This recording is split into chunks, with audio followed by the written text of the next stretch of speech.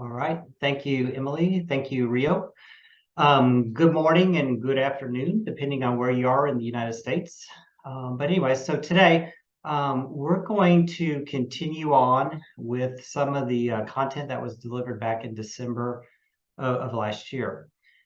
And to kind of point out what we're going to discuss today is really start off with what is the role of National Registry, talk about this framework, which we call the examinations development lifecycle, and what does it mean for constructing valid and reliable examinations. I then want to move on and talk about some specific developments in our examinations, particularly the ALS psychomotor examination discontinuance. And then in the session, I'm talking about the most recent 2023 BLS practice analysis. So those are really the 4 to 5 things that we'll cover today over the next 60 minutes. All right, so let's first talk about the role of National Registry. And so when you think about what it is that National Registry does, our primary role is that of a certifying agency. And what that really means is that we take a third-party outside view and assess the competency of the candidate who takes our examinations. But beyond that, with you, we're a partner in that process that ensures the health, safety, and welfare of the public. So when we get a citizen who comes to our classrooms or goes through that entire process, together, we help ensure that that person is competent. And so in the classroom, you teach them and assess them. And if they meet all the requirements of your course, you then pass them through the course and say that they're eligible to take the National Registry examination. At that point, they come to us in step 2, and then we take a snapshot of their knowledge, skills, and abilities to determine if they're competent or not. If they are successful there, then they go on to the state, they license, and the licensing is done by the state, and they go in and assess, is the person eligible to operate in that particular state. And then finally, when they're employed, they are credentialed by the organization and the medical director of the organization. But in a nutshell, it takes all of us. It takes the educators, it takes National Registry, it takes the states, and it takes the organizations who employ our providers to make sure that they're fully competent. And it is truly a systems approach to ensure that competency. Number 2, when a citizen calls 911, they expect that a competent individual will show up at their doorstep. And so we help satisfy that public demand for standard and to ensure competency. Through step 1 and 2 up there, we're able to elevate the stature and the credibility of our profession. And we're also able to help in conjunction with the stakeholders that we work with to ensure the quality of services that are offered by our certified individuals. For the employers, we're able to help identify candidates who are qualified to actually go out and perform the duties of EMS. And then when you think about it being a national certification, people are able to take that certification from one state to the next. So if a person goes to school in Texas and they gain National Registry, they're able to use that registry license to move to Illinois or North Carolina or California or anything in between. So that's the role. That's what we do at National Registry. I want to move on and then talk about part 2, which is this concept of test development. And so the part 2 here is talking about the examinations development lifecycle. And I'll show you the framework for this in just a second, but really what the lifecycle is a framework that's designed to help us build our examinations so that they actually measure the intended knowledge, skills, and abilities that are required for our providers, which are EMRs, EMTs, AMTs, or paramedics. It also helps us ensure that our examinations are valid, reliable, and legally defensible. And it also helps us ensure that our tests are fair, clinically accurate. So here is the life cycle, and this is going to be the biggest part of the presentation today, but we'll talk about the life cycle in its totality here. and then we'll go in and we'll talk specifically about the 7 steps that you see here. So we start at the top. We start at 12 o'clock. And the first thing that we do is conduct a practice analysis. And the name actually is exactly what we do. It is a study of the practice of EMS. And so when we have this done, we know what it is that EMS providers do on a day-to-day basis when they actually go out and work day in and day out. And I'll talk more about this in just a second. Step 2, when we have a practice analysis done, we know what it is that these providers do. We then create test specifications. And what that would look like in the classroom is a blueprint of our examinations. That's step 2. Step 3 is a really big, huge step. I would show that if I was creating this life cycle here, I would show that as 2 steps. But there is at this step where we write the examination items, and then there's a major review process to make sure those items are clinically up to date, accurate, they're fair, all of those things I mentioned just a minute ago. When they move from that phase, they then move out to the tests, and they are piloted. And that simply means that they are introduced to candidates who take our examination, but they're not scored. And when it goes into this phase, we're just capturing data on the items just to determine how they performed or didn't perform. After the pilot phase, then they go into a statistical analysis, and our psychometricians look at these items and actually see how well they did perform or didn't perform, and how easy and how hard these items were. If they don't meet the muster, then of course they go back into a rework phase. But if they do meet all our requirements, then they move on and become operational. After that, they go to a standard setting session. And this is really where we look at the cut scores on our examinations and determine, what is a minimally competent EMS provider? What is it that they have to know to go out there and practice safely day to day?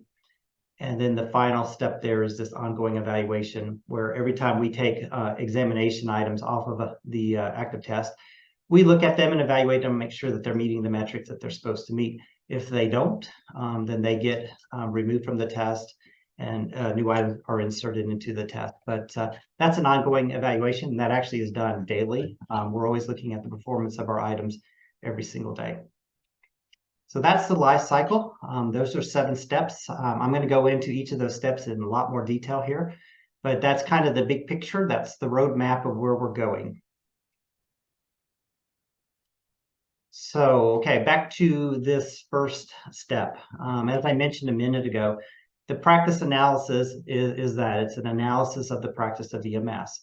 What we want to know when we conduct a practice analysis is what it is that EMS providers are doing. And this is the foundation for our content validity. And all that really means is that our test represents all of the aspects of a given construct. In this case, we're talking about the construct of EMS. And so we're measuring things like, can a candidate manage an airway? Can they manage respirations and ventilations? Can they take care of a cardiac patient? Can they take care of a trauma patient? Can they take care of a patient who has a medical emergency, an obstetrical or a gynecological emergency? And do they know what they need to know about operations?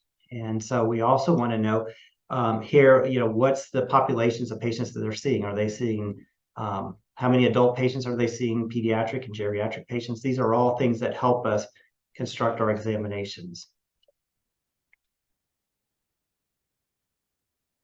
So let's talk about the most recent ALS practice analysis. And the most recent practice analysis was conducted in 2019. And when I talk about ALS, I'm talking about providers who are AMT level or paramedic level. And so in 2019, the practice analysis was released from the study that was conducted over about 2017 and 2018. And this practice analysis was actually conducted in 3 phases. And so we first went to the NAEMSE data set, and the data set really gave us a really good idea of what the types of calls that EMS was running and the frequency of those calls. And so when you look at this data set, you'll see that it gave us information from 10,000 agencies who operated in 49 states or territories, And it also gave us a global perspective of over 29 million EMS incidents. And so phase one really just gave us the information to say, hey, what is it that EMS is running? What type of emergencies? And what's the frequency of those emergencies?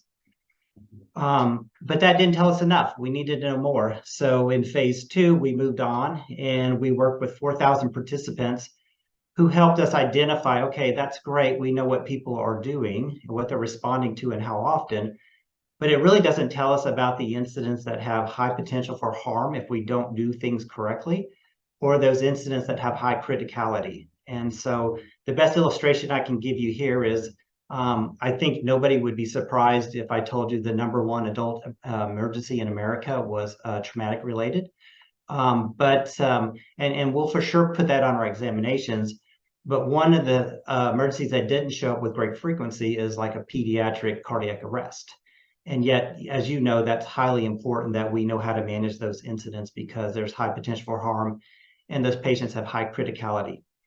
And so phase two helped us identify, the potential for harm and the criticality so that we could weight the examination so that we were capturing type and frequency, potential for harm and criticality.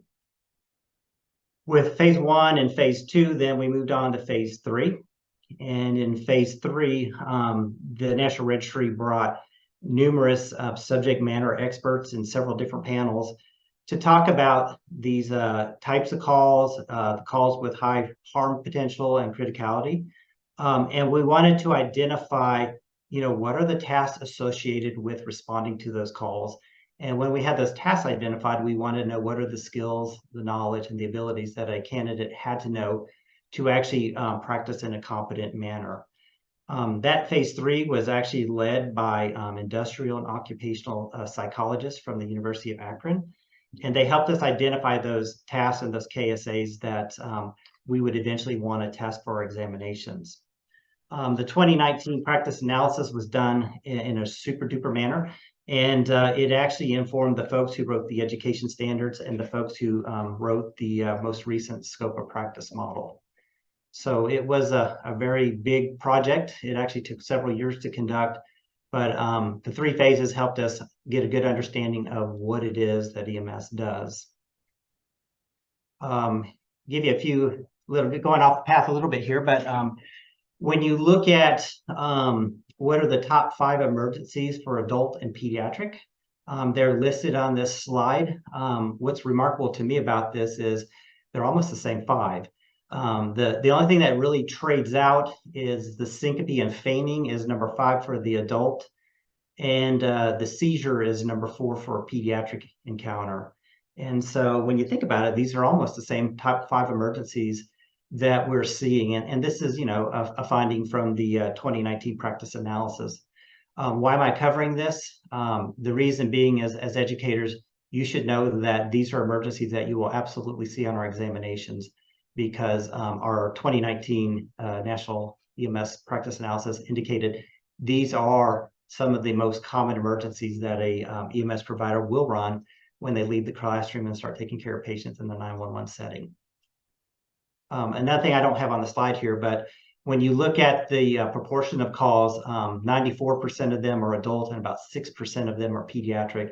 And our tests are weighted in a very similar fashion because of that. The 2019 practice analysis also created the need for us to test this concept of clinical judgment. And so when you look at this list, the airway, respiration, ventilation, cardiology, resuscitation, trauma, med-OB-GYN, and EMS operations have been on our test for a super long time, for as long as I can remember. But the 2019 practice analysis also told us that we needed to test this new domain called clinical judgment. And so I don't have time to cover clinical judgment today. That's probably a 2-hour session alone.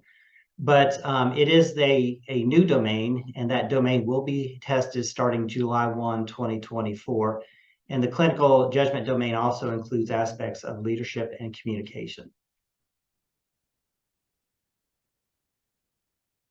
The BLS side has been looked at too, most recently in last year, 2023. And we'll be promoting a whole lot more information about this very soon, but I'll start to cover it today. But the BLS practice analysis, and so here we're talking about EMR and EMT providers. This particular practice analysis was conducted in 4 phases, and so it was done slightly different.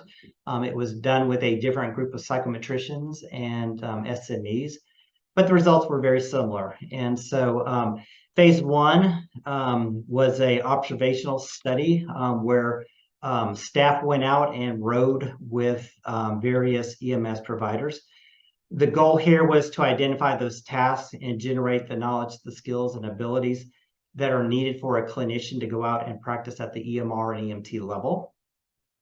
In phase 2, they then interviewed those providers and said, okay, are we capturing those tasks and those KSAs that an EMR and EMT would need to know to practice safely and competently when they actually become a 911 provider or a provider in this setting.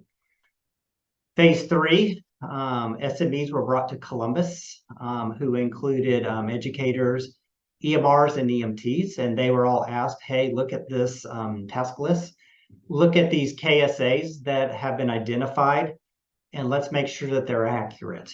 And so one thing I will tell you is this SME group included people who were outside and inside of the 911 system. So it did include EMRs and EMTs that practiced in industry, folks who were in the park service, people who practiced in the hospital and the jail, as well as 911. So it actually had a pretty broad perspective as to what it is that an EMR and EMT does.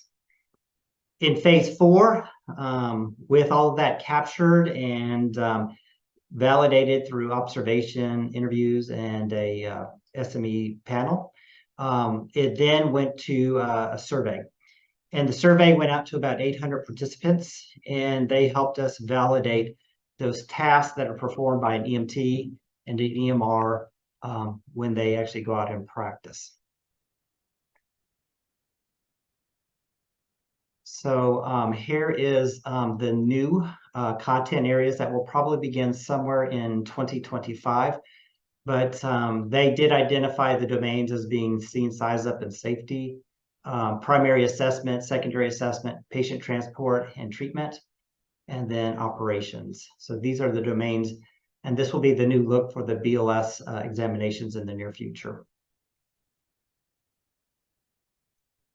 So there you go. That's the practice analysis. The practice analysis is just that. It studies the practice. It informs us as to what it is the practice of EMS is. And so the 2 most recent practice analyses were conducted at the ALS level, which included AMT providers and paramedic providers.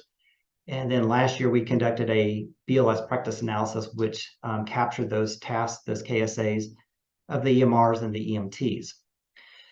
So with that known, we know what folks do. Step 2 is to take the findings and help us develop content domains or specifications for our examinations. And so again, we know the frequency, the types of calls, we know harm, we know criticality, we just know what's going on in the EMS field. And from that, we then are able to create test specifications. And so from the practice analysis, we say, okay, this is how the test should be constructed because this is what folks are doing. To an educator, that is a blueprint, because I know that you blueprint your examinations and you say, I want so many items in this area, so many items in this area, but it's just test specifications that are similar blueprints. At the third step here is actually now we have specifications. We know the content that we need to be writing. And so we begin the writing process. And so this is really probably 2 different steps. The items are written based on those specifications. And then they're later reviewed by subject matter experts. And those experts help us to determine the accuracy of those items, the fairness, and the competency and all that related to those items. The items ultimately, before they go to the pilot, are reviewed, and they're reviewed for clinical accuracy.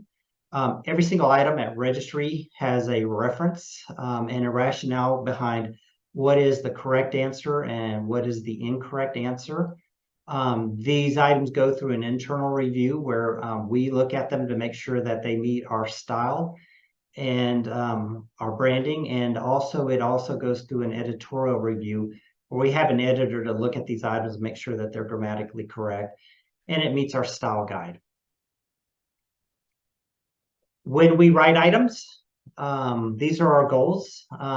We want the items to examine higher order thinking. And we want the items to not have a barrier to a candidate who actually is competent or knows the material. But we do want to have barriers to candidates who are not competent. And so if they don't know the content, then of course we wouldn't want them to be able to answer the item correctly. We also try to reduce construct irrelevant variance. And all that simply means is that we don't want these to be reading assignments. So we wouldn't have an item that says on a dark, starry night at 2 o'clock in the morning, the birds were chirping and the wind was howling and everybody was happy. And then all of a sudden there was a gunshot victim who bled profusely. When you look at our items, the lead-ins tend to be about a sentence or two. And so we're just asking them, okay, with this information that's provided, do you know what to do with this particular situation? We also try and avoid construct underrepresentation. And that just simply means content's not reflective of the relevant knowledge. I can give you an example of that. When I was in paramedic school, I was asked to calculate oxygen flow rates and how long an oxygen cylinder will last at a certain given flow rate with different PSI readings and all of that. To me, that's trivial content, and that's not content that would be found on a National Registry examination. We really want to know, can you take care of a patient and not necessarily be able to calculate the length of an oxygen bottle. Often we're asked where the questions come from. The truth of it is the questions are written by SMEs in the field. These are working paramedics, AMTs, and EMTs who write items on behalf of our industry. The truth is there isn't a group of writers at National Registry who write these items. We just kind of facilitate the process. And so these items are written, again, by lots of people across the nation. We have folks who are writing items from every region in the nation. The folks have diverse backgrounds and a pretty broad range of experience.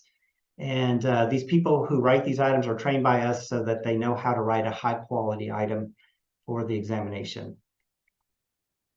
After they're written and they go through the cleanup process and through the grammar review, they are taken to a panel. And those panels include about 5 to about 10 individuals who look at those items, and they're asked to help us refine those items and make sure that they're fair, accurate, and everything that we want it to be. And if they don't meet the panel's approval, they go back into a trash heap, basically, and they're rewritten or they're discarded. But if the panel likes them or we can refine them to their liking, then they're moved forward to that pilot phase. But again, this is done by experts in the field. Here is a recruitment pitch to you that if you want to be part of this process, we would love to have you. I will say that each panel only has about 5 to 10 individuals, and we do about 1 panel a month. So there's not a lot of opportunity to do this. But if you're interested, please reach out. There are definitely regions in this country where we have high needs for help. In the South, we just have a ton of people offering to help us with this.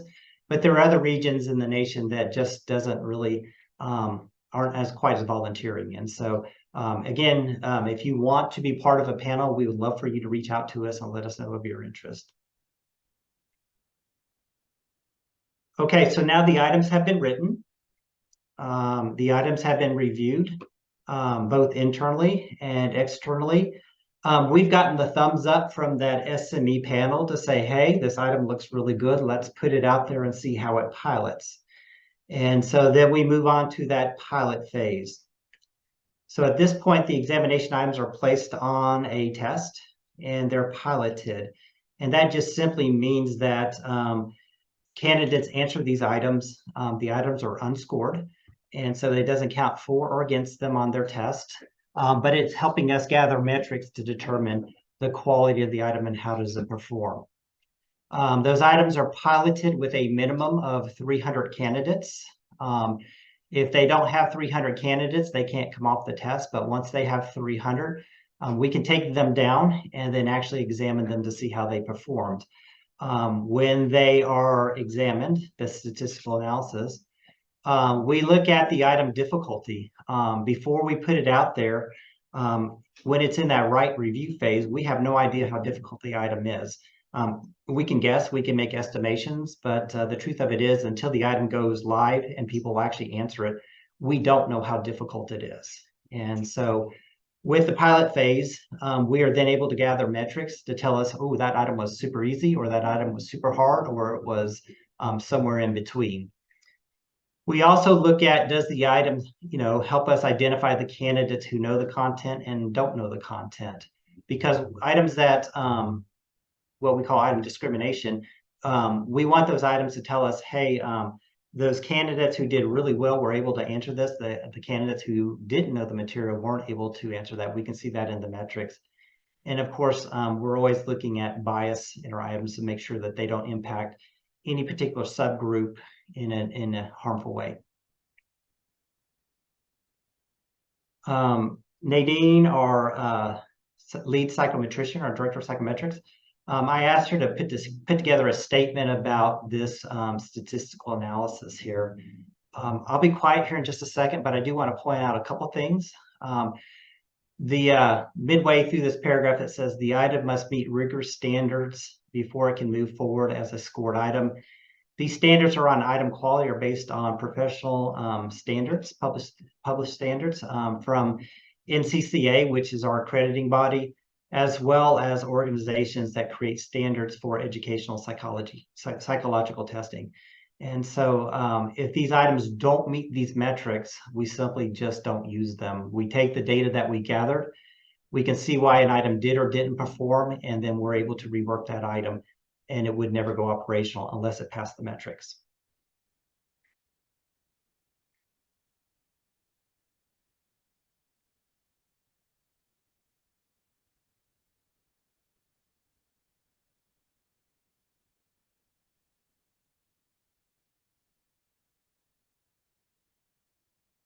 All right, I will move on.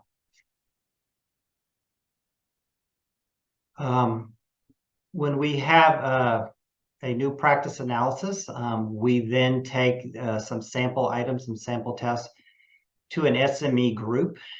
We help them determine what the cut score on an examination is. And so these SMEs are asked to look at a set of examination items, and they're asked to help us determine what is it that a minimally competent provider should know. And so they help us establish that cut score as to what's passing and what's not. This group of SMEs make a recommendation. It then goes to our board. They evaluate that recommendation, and then they approve it or deny it or make suggestions related to that, that cut score that's been proposed to them. But again, I want to point out that that is SME guided. That is the community or the industry involved in that process. And then finally, and this is continuous all the time, is where we're looking at our items just to see how they're performing. And so we watch those items, each time we take down a publication, and we also watch them, to see items that aren't performing day to day. But it's an ongoing quality check, a quality improvement process to make sure the items are doing what they're supposed to do. And then at the end of that, 4 or 5 years pass, and then we start another practice analysis and go through this process all over again. And in this life cycle, these little explosions, these yellow explosions, are showing where there is external SME involvement, subject matter expert involvement, outside the staff of National Registry. So the SMEs help us develop the practice analysis. The SMEs help us write and review the items. And the SMEs also help us with the standard setting, where we set the cut scores for those candidates who are minimally competent. And then in a nutshell, examination content and content areas are identified and validated by SMEs, educators, and individuals who actually work in the field. And the picture here is of a panel that we just hosted in December of 23 in Hurst, Texas. And as you can see, these are people from all across the nation providing their input. And these folks help us identify those items that should move forward and should not move forward from that writing phase. All right, I'm going to shift now to part 3. And if you were here back in December, there was a lot of great questions that came up. And during that time, I was writing down those questions. And I'm here to report back to you on some of the questions that you had. So the first thing is, what's the new domains going to look like come July 1st, 2024? And I've kind of touched this already, but the 5 existing domains will be measured: airway, respiration, and ventilation, cardiology, resuscitation, medical, obstetrical, and gynecological, trauma, and EMS operations. And then the 6th domain, this is the new one, is that of clinical judgment. And that clinical judgment will include aspects of leadership and communication. So that will be the new domain that hits the examination come July 1st. The AMT examination actually is going to remain very similar to what it's been. It has been a computer-based test, a CBT, in a linear format, meaning that the items are fed one right after another. The duration for this examination will be 3 hours. It will have 135 items. 100 of those items will be operational, meaning they're scored. And 35 of those items will be those pilot items where we're trying to gather metrics and just see how they performed. And of those items, those 135 items, about 31 or 35% or a third of the examination will be operational scenarios, which actually measure the clinical judgment, leadership, and communication. Paramedic test, structured very similarly to the AMT test in the domains. Again, you see the 5 domains that have been around at National Registry for a very, very long time, with the 6th domain being the new one, the clinical judgment, which will hit the test July 1st, 2024. And it will also include those aspects of leadership and communication. The structure of this test is it is computer adaptive, meaning it adapts to the ability of the candidate. This examination now will be 3.5 hours. The candidates will see on a minimum side 110 operational items, 20 pilots. On the maximum side, they'll see up to 150 items, 20 which will be pilots. And the operational scenarios, again, will be about a little bit, a third, a little bit more for the paramedic candidates. And so again, the structure here is almost the same. It's just introducing some good bit of scenarios on the examination. Again, remember this test is computer adaptive. And so those candidates will see somewhere, depending on their ability, as few as 110 or as many as 150 items. There were questions also about cost. And so the new examinations that will be taken after July 1st will be increased by $15. The AMT examination will be $159. The paramedic is going to be $175. There were questions about timelines. When were the scenarios introduced to the examinations? And so both of the scenarios were introduced at the AMT and paramedic levels in the fall of 2022. And the technology enhanced items were introduced at AMT in the winter of 23 and the paramedic in the spring of 2023. So it kind of give you some time or some information about when these scenarios and these TEI items were introduced. So those were the questions I had last month or in December. And so now I want to talk about the discontinuance of the psychomotor examination, because that tends to be a very interesting topic for folks. And so we'll start with psychomotor examinations have been examined with National Registry for as long as I can remember. The The examinations have been used to measure, some concepts that the computer didn't necessarily do very well. But with the advancement of science and technology, we're able to get some of those things in a more uniform manner by offering it on the computer. And so this grid is very busy. I understand that, but I'll kind of point out a few things. I think I'm just going to point them out at the paramedic level. But if you look at the columns, the constructs that are being measured, that first row there is knowledge. And you'll see that in the navy blue up there is our current examination. The knowledge, which is terminology and factual information, has been measured at the computer site, the CAT, and it will continue to be measured there at the CAT with the new examination. The mental skills were evaluated at the psychomotor examination. And with the new examination, we know that we can actually measure those things with technology, that with the computer in the future here.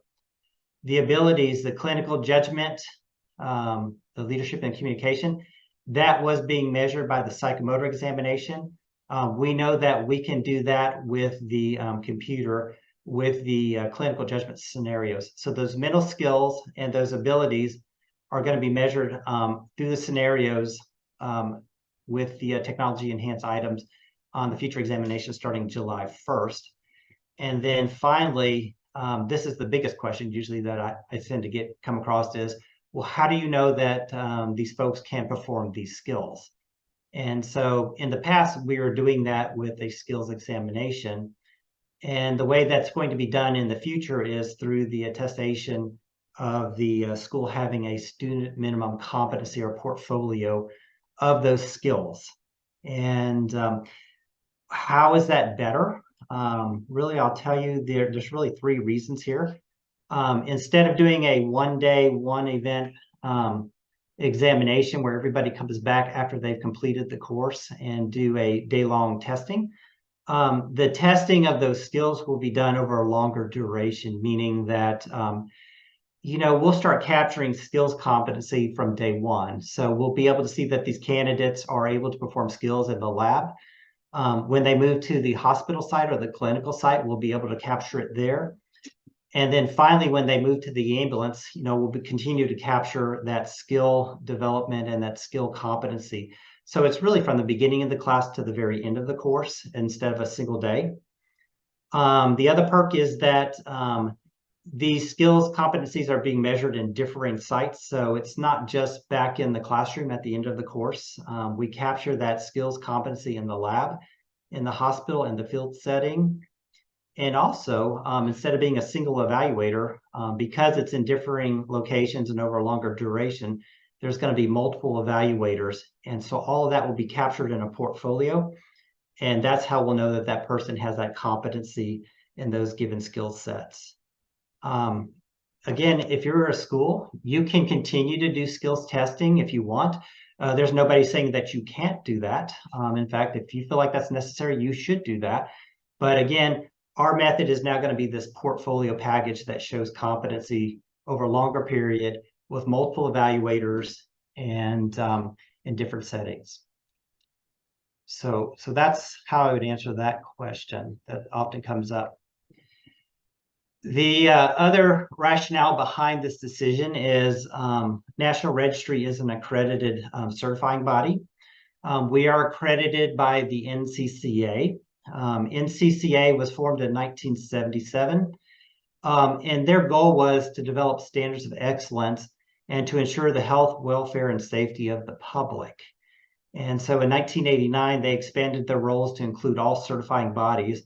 But what they do is they are a third party that validates certification industry organizations like National Registry. They're a third party to validate what we do, and they are impartial, they're external, and they say, yep, you do things well, and they grant us an accreditation. Or if we don't do things well, they don't grant us an accreditation. And so really what this boils down to is the adherence of standards of educational and psychological testing. And so this is really important to our organization and to our board. And so to maintain these accreditation standards and meet these standards, we too have to make changes to maintain our accreditation. The EMS community also gave us a good bit of feedback about the psychomotor examination. There was a lot of folks. It's really interesting when you go out there and talk to people. There's probably people fit in 3 categories. They are all for getting rid of the psychomotor examination. There's another third that's reluctant, and then there's another third that really doesn't have an opinion on it at all. But there's some people that we couldn't retire the psychomotor examination quick enough. But the reason why we can is because there's been major advancements in the testing practices and the testing science. There's a huge call for modernization and efficiency in our examinations. And the truth of it is we're one of the final healthcare occupations that are actually doing a psychomotor examination.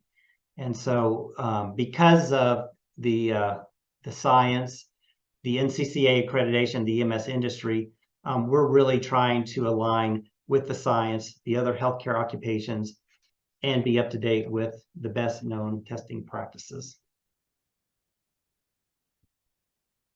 So when is all this going to happen? The last day for the psychomotor examination is going to be June 30th of this year. And the new examinations for the AMT and paramedic will start on July 1st. So there's going to be a switch that occurs, and everybody will be in the new testing manner come July 1st of 2024. So really the question is, what does that mean? So a candidate who has passed their cognitive test and their psychomotor examination before June 30th will be certified just like they are today.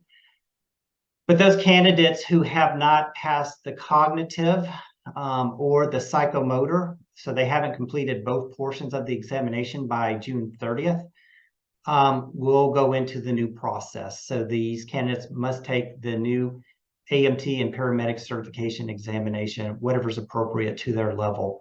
And so the point here is that these folks have to get through the process, both the cognitive test and the psychomotor test, before June 30th, because if they have only one or the other one done, come July 1st, they're going to have to enter the new process.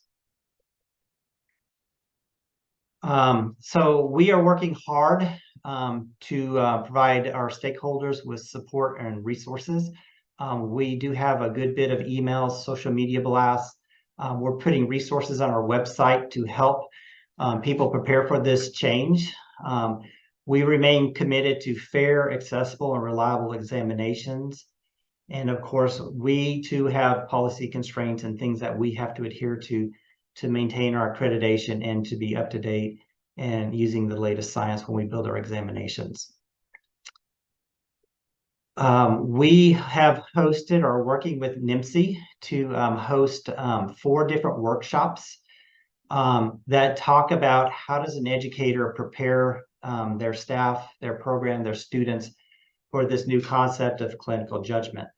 These workshops are called Educating and Evaluating Clinical Judgment for AMT and Paramedic Educators. We have done one workshop in August of 23. It was our West workshop that was done in conjunction with the NAEMSE Symposium on August 16th of 2023. Unfortunately, I just found out today that the workshop in Hurst, Texas, this is going to be our South workshop, coming up in about a week or two, has met capacity. And so the registration closed with 100 attendees in the South workshop in Dallas-Fort Worth, Texas, and that was the South. The good news is that there will be 2 others. The next one, and this one is available for registration right now, and Rio's going to drop this in the chat, but this is our North workshop, and this one will be held May 17th. It's a Friday, and it'll be held in the Chicago area. So folks who are in that part of the country will be able to come. And then the 4th workshop will be part of the NAEMSE Symposium on August 14th of 2024 in Pittsburgh, and that will represent the eastern portion of the United States. And so again, we've had one workshop. The second one happens in about a week or two, but there are two additional ones, the one on May 17th and the fourth one, which is August 14th of 2024 in Pittsburgh. One quick reminder here before we move on. The testing process as we know it today for AMTs and paramedics will end come June 30th, 2024. And there'll be a new testing process starting July 1st of 2024. To help ensure that there are adequate number of psychomotor testing sites in June of 2024, we are contracting with some sites who we have need in different parts of the nation in specific geography. And we'll compensate these sites with a contract for actually performing psychomotor testing in June of 2024. Some of the stipulations in the contract is the site has to be open for all candidates. You must offer same-day retesting, and the candidate cost can exceed $300 per candidate. If you have an interest in this, you can reach out to Matt. He can give you more of those details.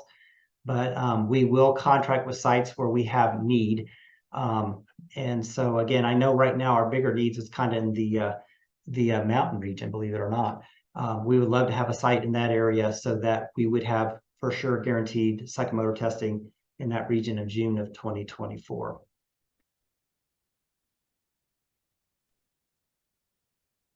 And then finally, the last topic, and I've already kind of touched this one, is the 2023 practice analysis. So the practice analysis at the BLS level, so we're talking EMR and EMT, did occur.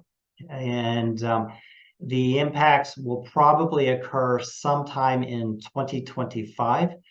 And the impacts are really going to be that there's going to be new domains in these examinations. And here you see the domains listed. So scene size up and safety, primary assessment, secondary assessment, patient transport and treatment, and finally operations. These will be the new domains on the AMT, I'm lying to you, the EMT and the EMR examination. Before we go to questions, I'm going to leave this up. We have a lot going on at National Registry. I was only able to touch on about 4 to 5 things today. But I promise you there's a lot more going on.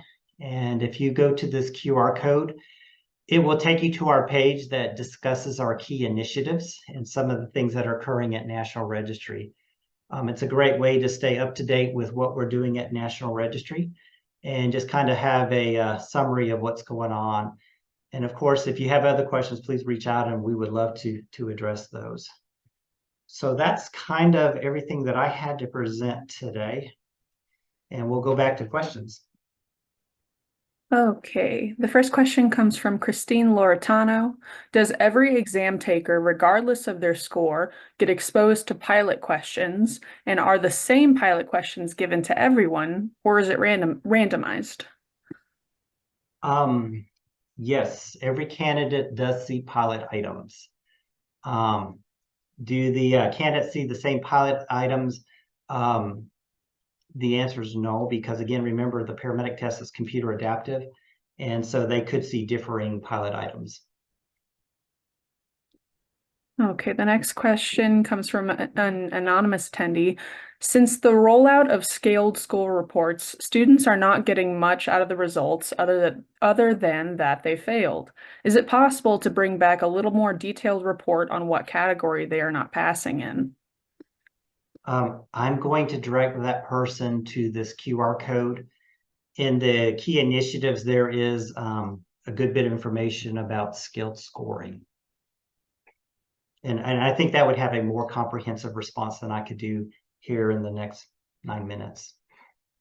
So let me direct them to this QR code and then to that key initiative that's related to skilled scoring. Okay, the next question is also from an anonymous attendee. Will clinical judgment scenarios and multiple response TEI questions be scored for BLS, in parentheses EMR and AMT, that's not correct, EMR and EMT, excuse me, tests starting in July? All right. Well, that's a yes and a no answer. How's that? So let me try and get both sides of this. The clinical judgment scenarios are measuring clinical judgment, which is the new domain for AMT and paramedic examinations. Clinical judgment has not been identified as one of those essential tasks for the BLS providers. So BLS, EMRs, and EMTs will not see clinical judgment scenarios on their examinations. So that's the yes and the no. So yes, AMTs and paramedics will see clinical judgment scenarios and items. EMTs and EMRs will not. Regarding the TEIs, are being seen currently by AMT and paramedic candidates. They will be, not the scenarios, but the TEI items will be introduced to the BLS examinations very soon. So again, that's a yes and a no. So let me make sure I'm clear. So the TEIs currently are on our AMT and paramedic examinations. The EMRs and the EMTs are about to see them, but they're not connected to a scenario. They're a standalone item. Okay, the next question comes from Ricky Evans. Does NREMT suggest test prep apps for students to use to get ready for the test? We do not endorse any provider of any sort there.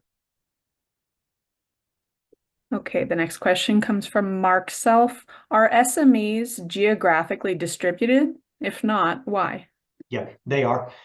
So the way they are geographically distributed is we use the NAEMSE, that's the National Association of State EMS Officials. They have 5 geography zones that they use across the nation. When we have a panel, we make sure that there is a SME from each of those regions. So a panel would consist, that's why the minimum is 5. The panel would have at least 1 person from each of those regions, because medicine can be very regional.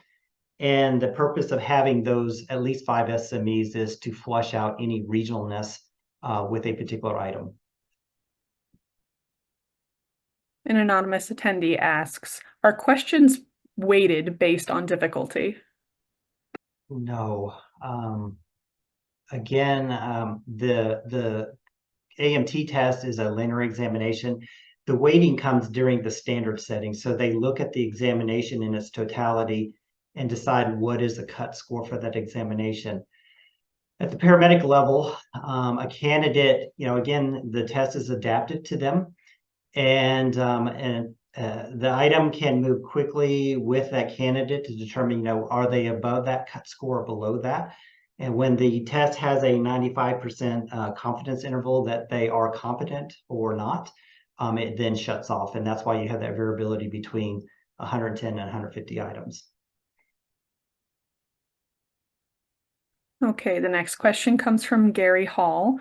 Why is the exam for AEMT linear while the exams for EMR, EMT, and NRP are all computer adaptive? The rationale behind that is when you build examinations, CAT examinations, the bank is huge because, again, that test is adapting to the candidate. And so the pool of items in a CAT test is really, really big. Whereas a linear CBT examination, the amount of items that are required are less. And I would tell you, up until recently, the volume on the AMT examination has been very low. It has not been a high volume examination. And so to build a bank that's huge is very costly. And so we have not gone to a CAT examination at the AMT level at this point. The next question comes from Anthony Kepler. Is a state free to use whatever scenarios they deem desirable for use during the physical skills testing? Is there a role of oversight from the NAEMT as to the validity and reliability of state-created scenarios? I don't really understand that question. I don't know if you're talking about scenarios when it comes to psychomotor testing or the scenarios that are going to be on these examinations. I think it has to do with the psychomotor testing. They reference physical skills testing. So no, those are written by, again, through that process where we bring in SMEs. and build scenarios based on the practice analysis as to what it is that EMS providers are doing. And so again, through that scenario writing and the review process, that's how those scenarios are built. I will remind you, though, that the scenario testing will go away on June 30th of 2024. So we are in the final months of the psychomotor examination. The next question comes from Barbara Mattison. Will AEMT be moved to a portfolio type system as the paramedic type? Yes. So the AMT portfolio is a little bit more complicated because the paramedic programs are accredited by COA, but there is not a national requirement for AMT program accreditation. And so earlier last year in 2023, we worked with NAEMSE, the National Association of State EMS Officials, to produce a model SME document that a state could adopt. And so at this point, that was turned over to the states in probably about summertime of 2023. And the states now are creating a portfolio system for the AMT, and that will be state by state. So I would direct you to your state officials to see where they are and what their requirements are going to be for an AMT SMC document. Okay, we only have time for a few more questions. This next one comes from Joel Demers.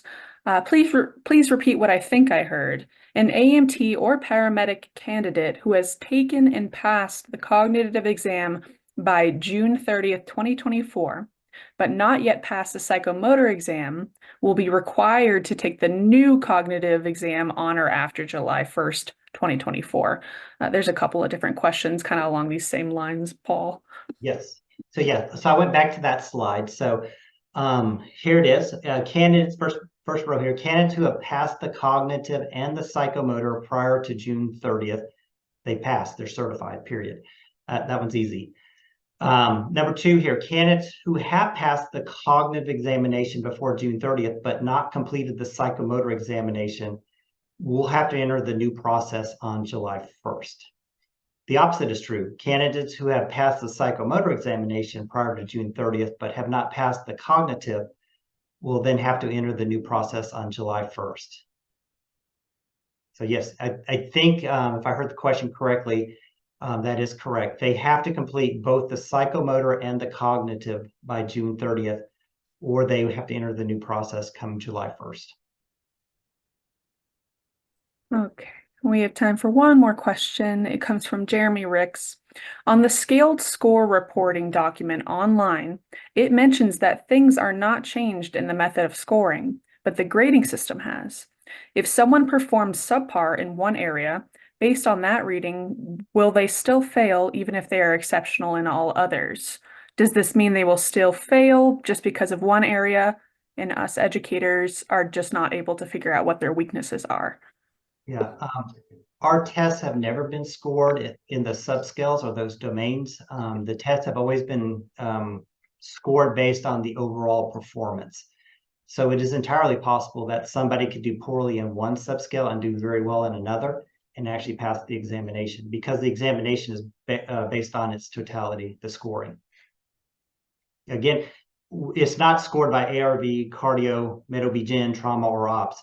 It is a score over the whole performance of that examination and not the subscales. Okay, thank you, Paul.